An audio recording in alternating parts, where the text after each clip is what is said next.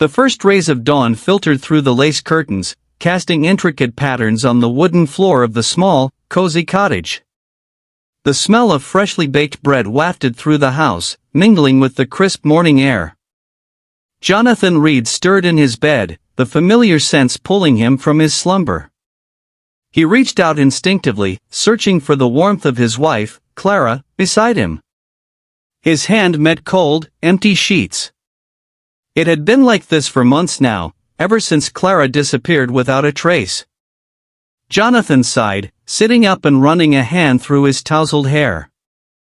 The days felt longer, the nights lonelier without her. He clung to the hope that she would return, that she was out there somewhere, safe. The local authorities had found no clues, no signs of foul play. It was as if she had simply vanished into thin air. The cottage felt empty, devoid of the life and laughter that Clara had brought into it. Jonathan dressed slowly, his mind drifting back to the day she disappeared. They had spent the morning together, walking hand in hand through the fields that surrounded their home. She had laughed, her eyes sparkling with joy, as they talked about their plans for the future. By evening, she was gone. Jonathan walked into the kitchen, where the table was set for two. It was a habit he couldn't break, a small act of defiance against the creeping despair. He poured himself a cup of coffee and sat down, staring at the empty chair across from him. "I miss you, Clara," he whispered, his voice barely audible over the ticking of the old grandfather clock. "I'll find you. I promise." Determined not to let grief consume him, Jonathan spent his days searching for any clue that might lead him to his wife. He spoke to neighbors, retraced their steps from that fateful day, and combed through the woods and fields around their home. Each day ended in frustration and heartache, but he refused to give up. One evening, as he was returning home from yet another fruitless search, Jonathan noticed a flickering light in the distance. It was coming from the old, abandoned chapel on the outskirts of the village. Curiosity piqued, he decided to investigate. The chapel had been deserted for years, its once grand facade now crumbling and overgrown with ivy. As he approached, Jonathan could hear faint voices coming from within. He pushed open the heavy wooden door, which creaked in protest, and stepped inside. The interior was dimly lit by a few flickering candles, casting eerie shadows on the walls. At the far end of the chapel, a group of hooded figures stood in a circle, chanting softly. Jonathan's heart raced as he watched them. He had heard rumors of strange happenings in the village, whispers of secret gatherings and dark rituals, but he had dismissed them as mere superstition. One of the figures turned, and Jonathan's breath caught in his throat. It was Clara. Her face was pale, her eyes hollow, but it was undeniably her. He called out her name, but she didn't respond. It was as if she couldn't see or hear him. Desperation drove him forward, but as he tried to reach her, an invisible force held him back.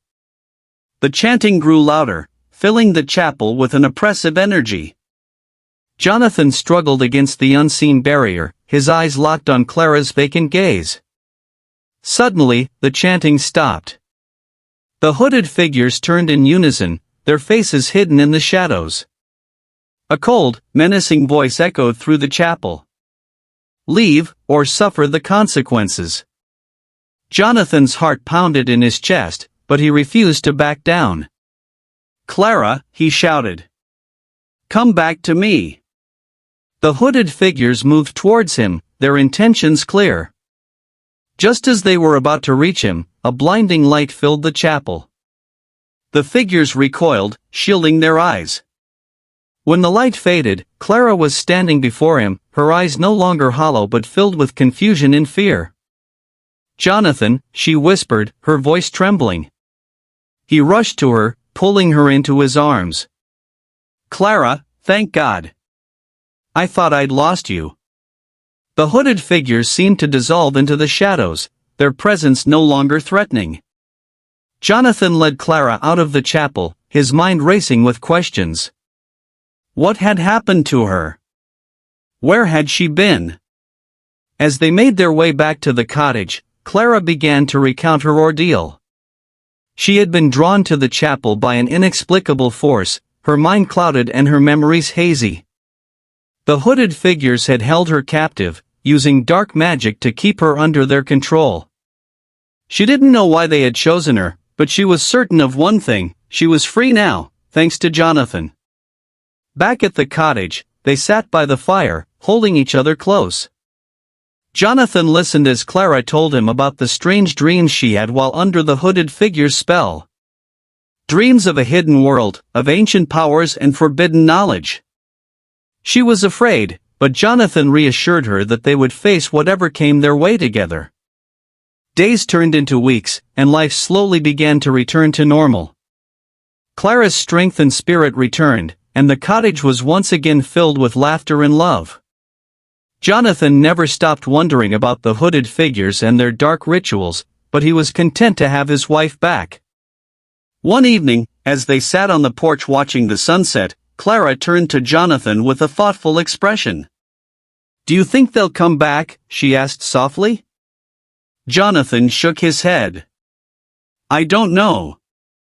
But whatever happens, we'll face it together." Clara smiled, resting her head on his shoulder. "Thank you for not giving up on me." He kissed her forehead, holding her close. "I could never give up on you, Clara. You're my everything." As the sun dipped below the horizon, the first stars appearing in the night sky, Jonathan and Clara sat in peaceful silence. The shadows of the past lingered, but they were no longer a threat. They had faced the darkness and emerged stronger, their love a beacon of light in the midst of uncertainty. And so, in the small, cozy cottage, Jonathan and Clara Reed found solace in each other's arms, knowing that no matter what the future held, they would face it together, their hearts forever intertwined.